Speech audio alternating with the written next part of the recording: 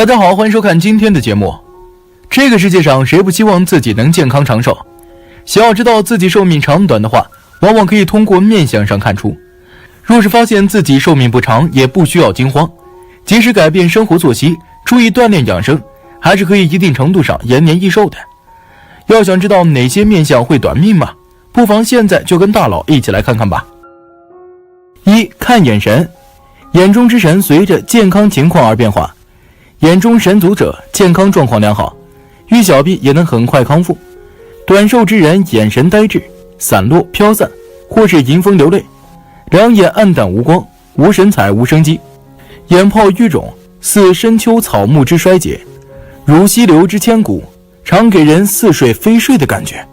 二、看眉心，眉心即为印堂，在面相中，印堂为官命之所在。如果两眉毛相交，好像一节一节的形状，眉毛侵入印堂就是短寿的相隔，预示其人很可能活不到40岁，而且妨害妻子和女儿，破财。眉心印堂处有任何纹痕，都会影响健康。如果带青色而且杂乱，也是短寿的征兆。三、看鼻子，在面相中，鼻梁上部到山根位置称为极恶宫，此部位饱满高耸，直贯印堂者，先天体质优越，一生较少生病，偶尔有病也很快康复。例如此处生的低陷、短裂、尖削，有乱纹或质痕，往往身体欠佳，容易生病，属于先天体质弱者。如果两耳人中及下巴的相隔良好的话，即使极恶宫不佳也不会影响长寿，只表示一生中健康状况不稳定，时常生病，略影响生活质量而已。四、看耳朵，肾开窍于耳，肾是生命活力的发动机，是先天之本。耳相生的形质厚而大，耳垂肥大，色泽红润，紧贴大脑，主肾功能完好发达，精力旺盛，为长寿之象。反之，假如两耳枯燥、瘦小、耳薄、耳垂小，两耳色泽如灰，或带黑色，主寿限不长。不过相不独占，还要配合面部的其他部位综合来看，不能单凭此点下结论。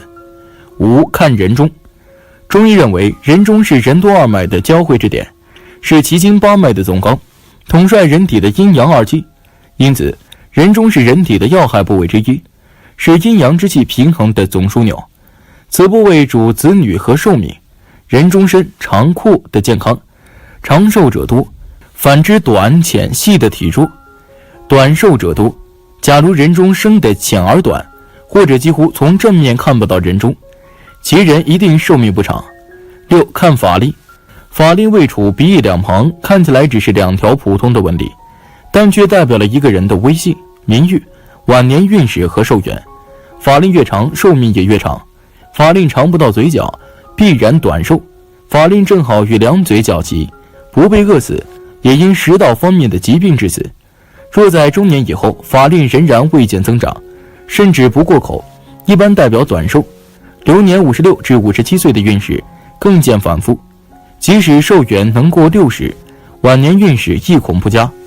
不过一个人即使法令纹深长，若其印堂暗淡无光，口型欠佳，唇色暗黑，仍然是好运难求，事业难成。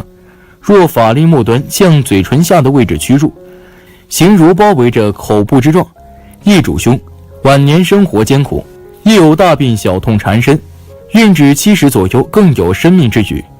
七、看下巴，看一个人的寿命长短，往往先看两耳。人中极恶宫，假如这三者中有两条不符合长寿的标准，则此人的下巴一定是短粗、尖削的，而且水星、地格等部位低陷而狭窄。有此面相特征的人，一是晚景不佳，晚年运势破败；二是难以长寿，寿元不高。八、看整个面部气色，富态之人的面部润泽、油光锃亮，或者是白里透红，也就是我们通常所说的容光焕发。面部肌肉坚实而有弹性，短寿之人面色灰暗，满面晦气，其面部肌肉松弛臃肿，而且通常都不太干净，要么布满雀斑，要么遏制星罗棋布。痣有凶吉之别，黑色和红色的痣为吉，青色、黄色、咖色等紫色等等颜色的痣为凶，痣的位置也有凶吉。短寿之人的痣常常长在两嘴角的上方，或者长在人中里，并且比较大。说完短命，那么大家都知道长寿之人必心宽，长寿之人必面善。一个人是否能长寿，除了命运主宰的因素外，心境是起决定作用的。而一个人的心境好坏，可以从其面相中反映出来。正所谓相由心生，便是这个道理。那么下面一起来看看长寿之人都有哪些面相特征吧。一、脑后枕骨丰满的人长寿。枕骨在脑后正中偏下的部位，由于睡觉时他首先接触枕头，所以叫枕骨。这个骨头要连肉而起，不能过于孤零零地露在外。后脑的枕骨丰满的人长寿。二、鼻梁中部隆起可长寿。相学中认为鼻子要丰满端正，鼻梁挺直，鼻梁骨不能有塌陷。太乙照神经中说，年寿隆起者寿。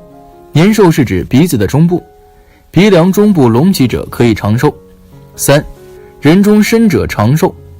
人中者，沟渠之象也，只有生长体内的体液才能通畅运行，这样才会对身体有利。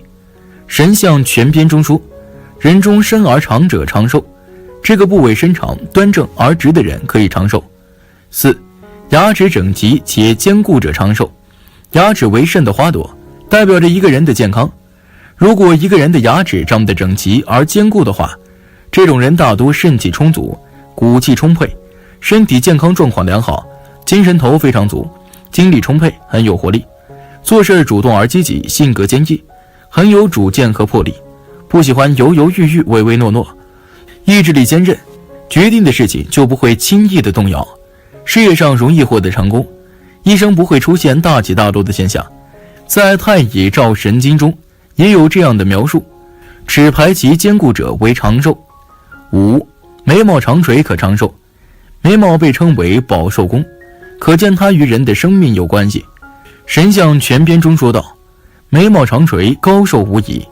就是说眉毛高长而眉尾下垂的人高寿无疑。职业医学家。六、耳形耸高而长可长寿。耳对于肾脏有着密切的关系，而肾能力的强弱又直接影响到寿命的长短。耳朵要轮廓分明，垂珠贴肉，色泽鲜艳红润，耳门扩大，耳肉红而坚厚，耳形耸高而长，这样的人是长寿之人。七、目有神光者可长寿。中医学的观点非常注重观察神的存在与否，主要是指观察眼中的光彩。太乙照神经中说，目光神光者寿。我们常说的眼炯炯有神就是这个意思。八、法令纹长可长寿。法令位置鼻翼两旁看起来只是两条普通的纹理，但却代表了一个人的威气、名誉、晚年运势和寿元。法令越长，寿命也越长。法令长不到嘴角，必然短寿。法令正好与两嘴角齐，不被饿死，也因食道方面的疾病致死。若在中年以后，法令仍然未见增长，甚至不过口，一般代表短寿。流年56至57岁的运势更加反复，即使寿元能过60，晚年运势亦恐不佳。不过一个人即使法令纹身长，若其中印堂暗淡无光，口型欠佳，唇色黑暗，仍然是好运难求，事业难成。若法令末端向嘴唇下的位置屈住，形如包围着口部之状，易主凶，晚年生活艰苦，亦有大病小痛缠身，运至70左右更有生命之举。九、面部润泽可长寿。富态之人的面部润泽，油光锃亮，或者是白里透红，也就是我们通常所说的容光焕发。面部肌肉坚实而有弹性。短寿之人面色灰暗，满面晦气，其面部肌肉松弛臃肿，而且通常都不太干净，要么布满雀斑，要么恶痣星罗棋布。痣有吉凶之别，黑色和红色的痣为吉，青色、黄色、咖啡色、紫色等等颜色的痣为凶，痣的位置也有吉凶。短寿之人，痣常常长在两嘴角的上方，或者长在人中里，并且比较大。10、握力大可长寿。人到老年之后，你与他握手，当感到老人的手特别有力，那么这就是长寿的标。大家好，欢迎收看今天的节目。人人都想长寿，除了基本上的身体保养之外，这和先天身体结构也是有关系的。其中面相就是一个重要的信息。我们的祖先们孜孜不倦地寻求着长寿之道，通过长期大量的实践总结，找出了一些规律性的特点，即能通过面部的特点预示看是否能长寿。面相上有以下几个特征的人，一般都是长寿命，活到100岁以上是很轻松的事。一、眉长而弯。眉为保寿官，顾名思义，一个人的眉毛呈现出什么样的状态，是能看出其身体健康状况及寿命长短的。如果一个人的眉毛杂而乱，特别是有逆毛丛生，则通常是急功近利、没有规矩之人。这种面相的人经常会给人一种焦躁、急性子的感觉，身体肯定不好，自然也难长寿。而眉顺长又弯的人心性平和，为人处事不骄不躁，故福气悠远绵长。他们的财运在中年前后，同时也是长寿之人。二、齿密而白。牙齿白皙的人肾气充盈，而肾脏又是人健康状况的晴雨表，故齿紧密白皙且坚固，这样的牙齿就是长寿的标志。从财富上来说，牙齿密实之人的财运属细水长流，只要钱财进得自己荷包，便轻易不会流失出去，是可以守财不会漏财之相。而有些齿缝大的人，你别看他经常大把赚钱，其实私底下可能用钱更多。三、鼻长而丰。鼻子主管身体上的肝胆两脏器，所以它也反映了人肝胆之气的旺弱，与我们自身的健康及寿命息息相关。鼻子短小、鼻梁塌陷之人，通常肝胆的健康状况都不甚理想。这种面相的人脾气很大，非常容易动怒，实际上却伤害了自己的身体，所以一定要引起注意。而鼻梁直长、鼻头丰隆之人，大都有度量宽广、笑对人生的好心性。这种人不仅容易长寿，也最有后福。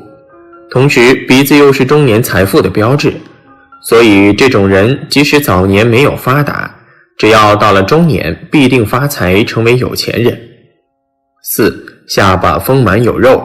下巴在人面相三庭的位置为下庭，代表的就是一个人的晚年运程，所以这个部位亦是能看出寿命之长短。好的下巴应是丰盈多肉的，故爱美的女士如果出现了一对双下巴，也一定不要伤心。它的出现不仅是福气越来越好的象征，更是长寿的标志，代表晚年福寿财俱佳。而下巴尖削骨感的面相，在相学中则是非常糟糕的象征。有人会说尖削骨感的下巴更能吸引异性，但请问这种基于表象的烂桃花能修成正果吗？而事实上，这种面相之人也大都是图一时之快，不管明天几何之人。这种人中晚年财富两薄，也难长寿。五、人中身长。人中的形状应该是沟渠的形状，而且很长很宽，又有清晰的轮廓。这种面相的人现实中多是高官厚禄、福气很大的人，不仅能够享有名利和地位，而且很长寿。人中很饱满的人也有着超人的气势，心态特别稳定，有容纳他人的度量，心态好，活的时间自然长。六、鼻骨很硬。鼻梁骨与寿根是相连接的，如果鼻骨能够高高隆起，但是不能太单薄，这样看起来没有任何气势，说明财运不太好。而软弱的鼻骨会有很多疾病，身体并不是很健康，经常生病。如果鼻子很挺拔，但是按上去很柔软，没有力气，再加上硬度不够，说明生活虽然不错，但是有夭折的现象存在。七、耳骨隆起。耳骨又叫做将军骨，是两只耳朵后面隆起的骨头，用手摸一摸会觉得这里有拇指大小的骨头。这块骨头隆起来，说明耳朵应该是贴着后脑的。男人有这样的耳骨，说明很长寿，而且福泽绵长。女性有这样的耳骨，应该是立起来的，这说明女性也有很长的寿命。8. 三庭匀称。三庭是一个面相学中的术语，是将人的整个脸部分为3部分，从额头至眉为上庭，眉到鼻为中庭，鼻以下为下庭。面相中的三庭分别掌管人的轻、中、老3个阶段的运势，同时也可以从这3部分的长短比例上看人是否能长寿。面相上认为三庭比例平均者为长寿之相，或者中下庭发达偏长者也能长寿，而中庭过于发达，上下庭短小，或者是上下庭长而中庭过短者都非长寿之相。9. 眼神有力。眼神生得黑白分明，乌黑湿润，明亮清澈，神采奕奕，表示此人决断力强，聪明能干，而且身体也不错，容易长寿。眼神强有力，通常无关眼睛的大小和长短，只是看重眼睛里边透露出来的那一束光。一般眼神有力的人都比较有毅力和决心，做任何事情都能持之以恒，坚持到底。无论是工作还是生活，也都能够保持良好的心态，不在乎结果怎样，只在乎自己是否努力过。他们通常也很会保养自己的身体，注重细节，因此更容易长寿。10. 脸型方正且大。脸型方方正正而且长得很大的人，通常被称为是田字脸。尽管很多女人都不是很喜欢这种脸型，感觉不够精致，不好看，但也恰恰就是这种脸型的人有旺家之相，而且身体健硕，肾气十足，大多数都是可以长寿的。当然，这样的面相特征最好是搭配宽宽的额头和厚实的下巴，就会更好。有此面相的人身体健康，心态平和，心地善良，乐善好施，一生好命，尤其是晚年福气更好，儿女孝顺，日子过得潇洒自在。11. 耳垂饱满，贴近脸颊。在面相学中，耳朵是重要的看相部位，代表一个人的财运和福气，也能通过耳朵的大小形状来判断一个人的寿命长短以及晚年运势等。如果耳朵丰盈有肉，贴近脸颊，而且耳垂较大且又饱满，颜色比较红润的话，那就说明此人肾气充足，身体健康，容易长寿。这种特征的人一般心态很好，不会因为一些小事就斤斤计较，凡事都看得开。无论是生活中还是职场上都特别大度，为人也足够真诚，不仅自身活得轻松，而且让身边的人也很舒服。相反，耳者心征是减寿特征，正常人耳垂都是丰满平滑的，但冠心病患者耳垂上往往有一条褶沟，常被称为冠心病沟，脑动脉硬化耳褶征等。因此耳部有褶皱的人很有可能得了冠心病、高血压、动脉硬化、高血脂症等。12. 三星福寿骨。人体的构造离不开骨和肉，骨是支持躯体，其中以三星福寿骨分析一个人的寿。三星福寿骨是指头的背部，玄学称后脑海，3块品字形骨，在后脑海正部的骨叫寿骨，必须方形，高过耳廓；下面2块骨叫腹骨，它们必须圆而小，平过耳轮。由于睡觉时三星福寿骨首先接触枕头，所以又叫枕骨。枕骨下方中央有一大孔，这是脑和脊髓连接通道。大脑在临终助念时或某人死亡前49小时内，发现有 72% 的人落枕。当枕头离开病者，他的枕骨歪斜，这体相是很少被体相学家留意。了解相理的人都明白相由心生的道理，也就是先天的不足可以在后天加以提升和改善。即使先天的面相生得不理想，但其人能做到心地宽厚纯良，不与人计较，常报。大家好，欢迎收看今天的节目。每个人对生活都充满着期待，对自己的健康也非常注重，谁又不希望自己能够长寿呢？而长寿的人大多胸襟开阔，心态平和，凡事不斤斤计较，生活轻松而又自由，事实也已经证明，心胸狭窄者忧患必定多，而心胸宽者人活得轻松快活。人快活疾病多，那么从面相来看，哪些特征的人长寿又有福气呢？大佬今天来给大家具体分析一下。一、眉毛位置高，尾部下垂。眉毛在相学中被称为保寿官，是五官中最能够体现出个人健康状况的部位之一。在古相书中就有记载说，眉毛长垂，高寿无疑。就是说，眉毛位置较高，而且眉毛尾部下垂的人就比较容易长寿。这种特征的人往往身体健康，心态平和，不爱与人计较，不较真，平常很少发脾气，凡事都看得开，跟别人相处起来也比较融洽轻松，不仅身边的人感觉很舒服，而且也有利于自身健康。所以这种面相特征的人寿命都比较长，一生也有福气。二、人中伸长。在面相学中，人中被称作是寿堂，它是人体任脉和督脉的交汇处，属于阴阳交合之处。人中的长短深浅直接影响着人的身体健康状态。如果人中伸长，且表示此人气血充足，身强力壮，生命力旺盛，而且晚年运势更好，大多都可以健康长寿。这种面相的人为人谦和有礼，心地善良，心态平和，很有耐心，也很热心，人缘特别好，很多人都愿意跟其交往。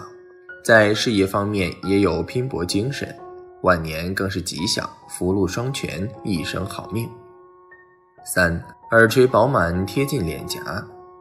在面相学中，耳朵是最重要的看相部位，代表一个人的财运和福气，也能通过耳朵的大小形状来判断一个人的寿命长短，以及晚年运势等。如果耳朵丰盈有肉，贴近脸颊，而且耳垂较大且又饱满，颜色比较红润的话，那就说明此人肾气充足，身体健康，容易长寿。这种特征的人一般心态很好，不会因为一些小事就斤斤计较，凡事都看得开，无论是生活中还是职场上都特别大度，为人也足够真诚，不仅自身活得轻松，而且让身边的人也很舒服。四、脸型方正且大。脸型方方正正而且长得很大的人，通常被称为是田字脸。尽管很多女人都不是很喜欢这种脸型，感觉不够精致，不好看，但也恰恰就是这种脸型的人有旺家之相，而且身体健硕，肾气十足，大多数都是可以长寿的。当然，这样的面相特征最好是搭配宽宽的额头和厚实的下巴，就会更好。有此面相的人身体健康，心态平和，心地善良，乐善好施，一生好命，尤其是晚年福气更好，儿女孝顺，日子过得潇洒自在。五、眼神有力。眼神生得黑白分明，乌黑湿润，明亮清澈，神采奕奕，表示此人决断力强，聪明能干，而且身体也不错，容易长寿。眼神强有力，通常无关眼睛的大小和长短，只是看重眼睛里面透露出来的那一束光。一般眼神有力的人都比较有毅力和决心，做任何事情都能持之以恒，坚持到底。无论是工作还是生活，也都能够保持良好的心态，不在乎结果怎样，只在乎自己是否努力过。他们通常也很会保养自己的身体，注重细节，因此更容易长寿。六、下巴圆润有肉。在面相学中，将脸部分为上庭、中庭、下庭三部分。上庭从发际到印堂，中庭从印堂到鼻尖，下庭从人中到地阁。其中下庭代表着一个人的晚年运势和健康状况。假如下巴丰满圆润，厚实有肉的话，那就说明此人一生好命，晚年运势更好，健康长寿。这种面相特征的人没什么脾气，对人温和，谦卑有礼，为人处事很有一套，人际关系特别好，运势也不错，能够得到身边人的帮衬，而且自己也是有能力之人。7. 牙齿整齐紧密。根据古代相学书上记载，牙齿稀疏不够整齐，长得歪来倒去的，而且还有很大的空隙，那就说明此人容易漏财不聚财。相反，如果牙齿洁白且又排列整齐的人，却是象征着富贵好命。一般牙齿整齐排列紧密，坚固不落，且表示此人身体健硕，容易长寿。因为牙齿紧密就表示骨头坚硬无比，骨头不脆弱而且髓满，也就会促进生血生津。只要人的精血充足，自然也就是精神十足，身体健康，更容易长寿。8. 喘息不闻。喘息不闻实际就是归息，如同乌龟一样听不到喘息的声音。归息心静，脉系平稳，有良好的心态，能够沉住气，心境好，灵时就不生气上火，体内五行运行流畅，小宇宙顺畅，气场强大，所以自然能感悟自然，顺势生发，能获得长寿。9. 耳骨隆起。耳骨又叫将军骨，是两只耳朵后面隆起的骨头，用手摸上去，耳后鼓起来像大拇指一样大的骨头。这种耳骨隆起来的，一般会长成双耳贴脑。男的双耳贴脑长寿，福泽绵长，女的双耳要支棱起来，如同被揪起来一样。耳朵贴脑不反扩，有垂珠，颜色不要昏暗，要是没有光泽，耳朵灰暗无光，说明肾气不足，祸相。10. 鼻骨硬。鼻梁骨通寿根，这是在面相学中一个普遍的说法。也就是说，一个人若是有长寿的命格，那么其人的鼻骨会呈现出隆起的态势，且鼻骨坚硬，不会软趴趴的。如果一个人的鼻骨过于软弱，多表示其人的身体健康状况不是特别理想。免疫力低，一生中多小病，为治病花费的钱财也会较多，不是一个吉利的面相。11. 山根要正常。山根就是鼻子的根部，也就是双眼之间的区域。作为相学中和财运有关的部位，鼻子不仅仅代表着个人的财运好坏，还能够体现出一个人所拥有的性格特点以及人际关系。例如鼻梁挺拔、山根平缓的人，在人际交往方面就有着相当强势的态度。这类人能够获得出色的工作以及稳定的生活，连带着自己的身体健康也可以得到保障。相反，如果山根地陷，则意味着其人命中少财少富，不是一个长命的人。这类人很难依靠个人的能力获得生活幸福，所以说是相学中常见的短命之相。12. 法令纹长。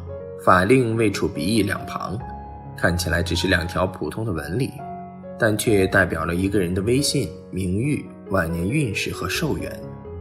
法令越长，寿命也越长。法令长不到嘴角，必然寿短。法令正好与两嘴角齐，不被饿死，也因食道方面的疾病致死。若在中年以后法令仍然未见增长，甚至不过口，一般代表短寿。流年56至57岁的运势更见反复，即使寿元能过60，晚年运势亦恐不佳。不过一个人即使法令纹深长，若其印堂暗淡无光，口型欠佳，唇色暗黑，仍然是好运难求，事业难成。若法令末端向嘴唇下的位置屈入，形如包围着口部之状，易主凶。晚年生活艰苦，亦有大病小痛缠身，运至70左右更有生命之虞。以上几个关于长寿健康的面相特征，大家可以参考了解。健康是生命之本，拥有一个健康的身体，才是有机会去争取更好的生活。衷心希望所有的朋友都能够身体健康，延年益寿，福禄双全。好了，今天的分享就到这里，愿您时时心清静，日日是吉祥，期待下次与您的分享。